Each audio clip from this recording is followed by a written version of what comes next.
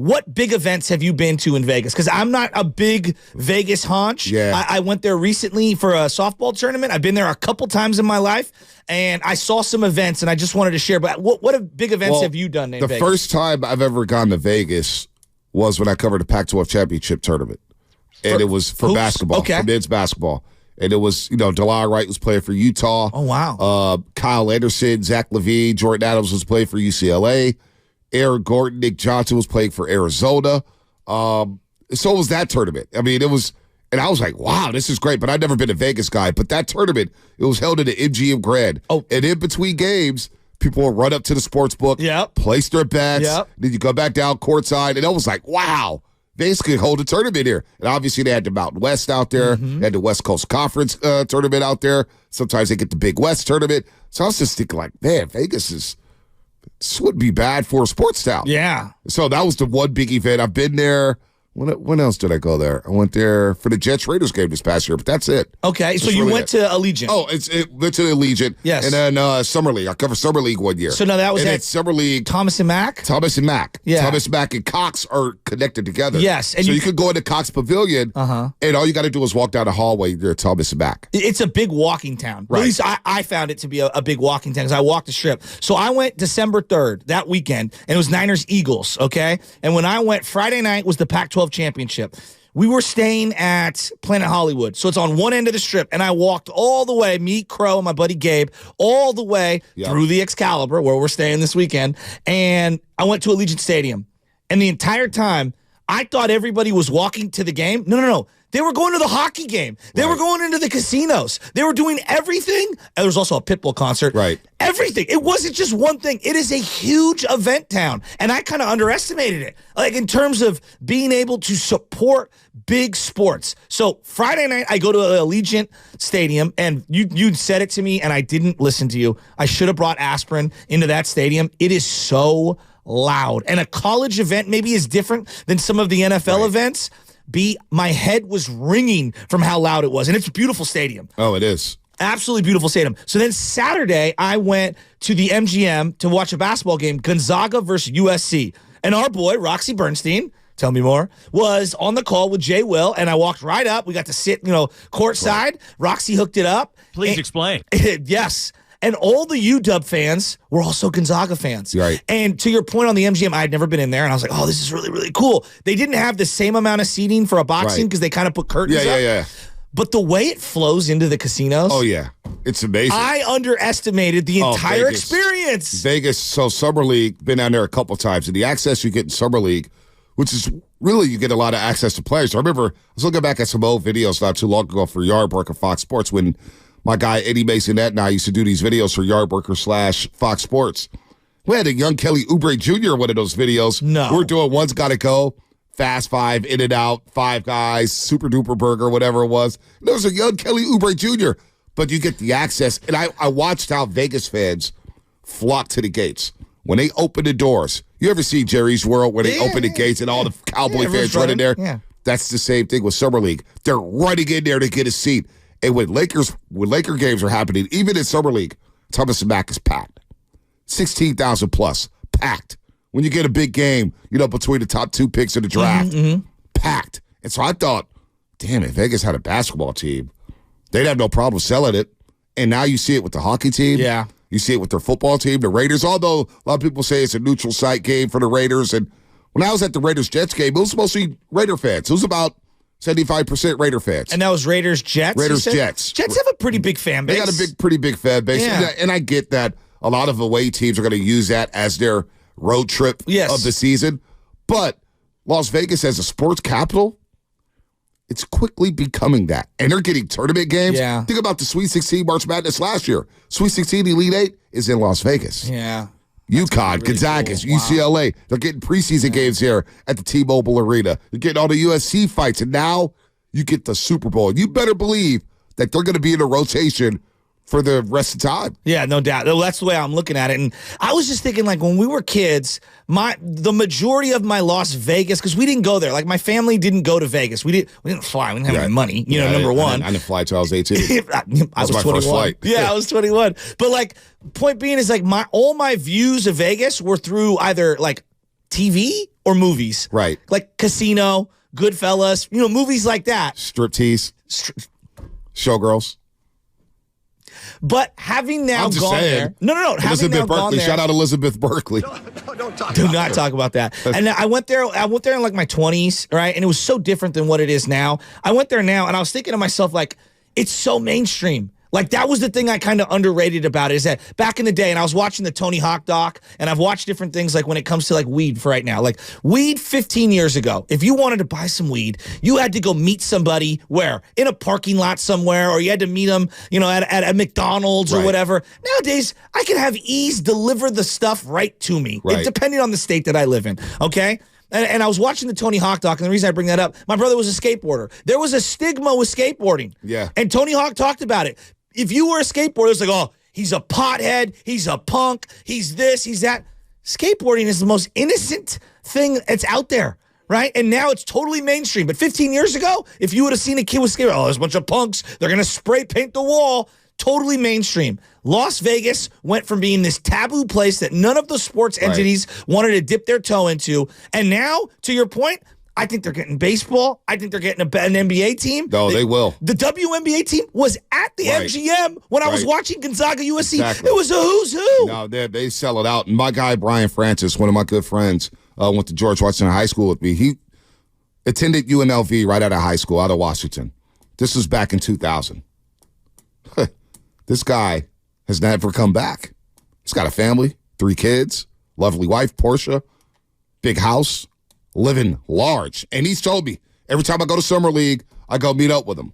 And he's like, dude, this is a basketball hotbed, man. There's a lot of fans out here. I think if we get a sports team, Vegas could really boom. And it is booming. A lot of my family members on my father's side of the family have moved down to Vegas, living in Henderson, living on the outskirts. Vegas is booming, man. And you look at their high school programs. I was just going to say. Bishop Gorman have been on TV multiple times. Not just the Snoop doc. Remember the Snoop and Son, when his son was playing for Bishop Gorman? But I remember Dorian Thompson-Robinson playing in the game. That's when I saw Dalvin Cook's brother, James Cook, playing for Miami. I was like, Dalvin's got a little brother? Oh, this guy's destined for the league. And what do you know? He's a star back with the Buffalo Bills and a Pro Bowler. So, no, I'm when you think about it, Vegas had potential. And kudos to the NFL and kudos to these sports leagues for not being afraid of the gambling aspect of everything and embracing it. Yes. And for players, for the most part, policing themselves. For the most part, the Raiders, outside of Henry Ruggs and a couple others. That could have happened anywhere. Anywhere. But they police themselves out there. You don't hear a lot about these players getting in trouble out there in Vegas. You were talking about how basketball's a hotbed. It's crazy because like 20 years ago, hey, we're going to Vegas for a baseball tournament. Like a bunch of 12-year-olds. Like, I don't know about that. Yeah. When I was at the airport, going and coming back, lacrosse for days. There were tons of lacrosse kids, tons of basketball kids. There were fields for days. You're talking about Henderson, right? Literally, you're driving out there, and there are hundreds of soccer, lacrosse, and softball fields all over the place. So, to your point about it being an adolescent sports hotbed, absolutely. And now you're seeing the professional stuff just explode out there. I don't know, man. I think Vegas, it's going to be Miami, Phoenix, it's going to be L.A. at some point. New Orleans and Vegas are going to be in the prime rotation of Super Bowls. That's why it's, kudos to Al Guido and Jed York and them for getting the Super Bowl at Levi Stadium in 2025? No, 2026. Yes. 2026. L.A.'s getting it the year after. So SoFi's getting, okay. So SoFi, they've already had one. Yeah, I knew that, but that's a pretty quick turnaround. I wonder who's going to be bumped out. Is it going to be Tampa Bay that's bumped out? Is it going to be Jacksonville? Will Jacksonville ever get a Super Bowl again? No, I don't. You're going to get Dallas in the rotation, Jerry's world. I don't think people want to go to New York when it's cold. They do want cold weather Super Bowls, but would you go back to Minnesota? Minnesota's had a couple Super Bowls now.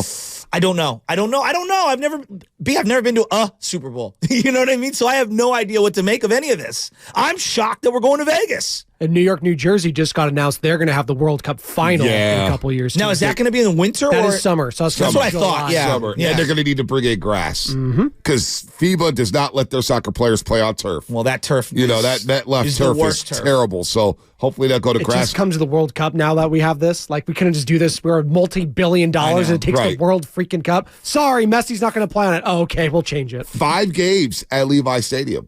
And I believe as a for the World Cup. For the World Cup. And I believe if you're a seat license holder, nice. you'll get some dibs on some tickets. So that sounds like something I'd like to go Yeah, to. I plan on, especially, man, you imagine if they get like Argentina. You imagine if they get Brazil. Ronaldo, Portugal. I'll take the Netherlands. I'll take England. Just start naming countries. I'll take France. Belgium. Give me Spain. Hey, the Red Devils, Belgium, they're no joke. Come on, you know about Belgium. No, but I think the one thing that, we're very lucky in this industry. You and I have got to experience a lot of events. This feels like one of the crazier. This is the Super Bowl. This is the Super Bowl. This is Mahomes, who arguably is like a LeBron in the sense that we're already calling him one of the greatest players ever. He's 28. Well, he's 28, and it's Vegas, and it's the Niners. And it's the Super Bowl. This is insane. It's the Super Bowl where all the stars are going to be out, all the cameras, all the paparazzi, the halftime show with Usher. Like my mom was, shout out Becky Tyndall, yesterday seeing her at 99's birthday. She goes, Bonte, this is the Super Bowl. You grew up watching this game, every single Super Bowl, from the pregame shows to the halftime shows. This is the Super Bowl. So this is numero uno for me. This is going off my bucket list. And it is Mahomes, who by the way, when I think about top 5 regular season games for a quarterback, I think about Jim Kelly, Steve Young dueling at Candlestick Park. Yeah. Remember early 90s? It was like over 500, over damn near 1,000 total yards, 34-31. Both these guys just slinging it all over the field. Yep. Marino, Bledsoe, Joe Robbie Stadium with the baseball diamond. That happened to be on NBC, and I'm like, wow, look at these two quarterbacks just throwing all down the field. I couldn't believe it. Young Bonte Hill, eyes just popping out of his head. I contend that Mahomes' performance last season at Levi Stadium was one of the 5 best regular season games I've ever seen from a quarterback. Wow. Watching that game back, because I didn't get to go to that game. We're at NBC. Incredible. It was the first game on the telecast, Kings, Warriors. I was a little ticked off about that. So Sackey, Taylor, and myself watching in the room. And Mahomes, the throws he made in that football game, got me thinking, in order to win this Super Bowl, Niners better put up 30. That's minimum. To your point on that game, my grandfather had circled that game to go to at the beginning of the year. I seen a lot of great quarterbacks come through Candlestick. I was very blessed, very spoiled, very lucky. I saw Kurt Warner. I know people, Kurt Warner. Old man Kurt Warner was amazing to watch because he'd hold on to the ball right before getting blasted and then just deliver it over the middle. Brett Favre. You referenced Tom Brady. Seen Tom Brady a couple times. And Tom's his own entity. Saw Drew Brees multiple times. Saw Eli Manning. I've seen them all, okay? Right. The Mahomes throw where he rolled out left and flipped it like 65 yards in the air effortlessly over the top. I think it was to Valdez-Scantling over both safeties is one of the greatest throws I've ever seen in my life. It was on the 3rd down, too. It's on the 3rd down. So, Ernie Chavez, you're right on YouTube. When I seen him throw that ball. I forgot about that one. I think that performance was better than the Super Bowl performance in Super Bowl 54. That performance last season in the regular season, he threw for over 423 yards. He had 9 incompletions, threw for 5 touchdown passes. It was taking deep shots. So if you don't think he's going to do that again on Sunday, think again, because Valdez-Scantling has his confidence back.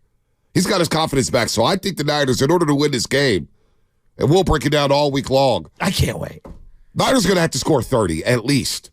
Forget the defense for a second. Brock Purdy, Debo, McCaffrey. I got to put up some numbers, buddy. Debo and McCaffrey are going to have monster games. There's no question about it. And it feels like when Debo has a good game for this team, they feel unbeatable. When Debo, name a good game he's had where they've lost.